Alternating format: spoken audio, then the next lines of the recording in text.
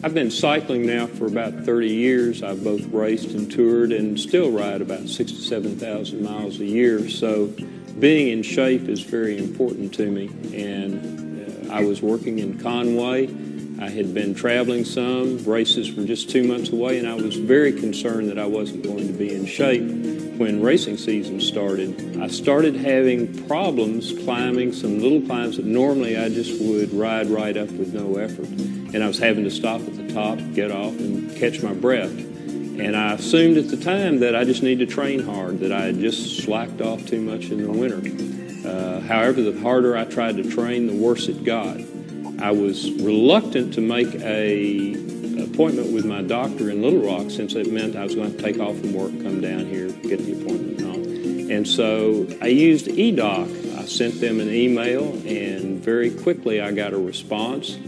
I described my condition at some length. We exchanged several emails, and within 30 minutes I got the message that I really needed to see my doctor right away.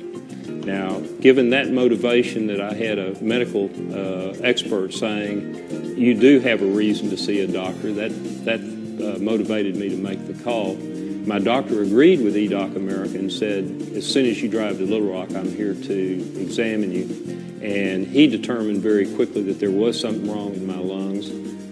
I was sent over to an outpatient diagnostic service, and they determined that I had blood clots through both my lungs, and I had zero capacity in one and half capacity in the other. So I spent the next week in the hospital getting rid of those clots. And when I left the hospital, the doctors assured me that had I waited any longer, it would have been a much more difficult recovery, and in fact, I might not have been easily walking out of that hospital.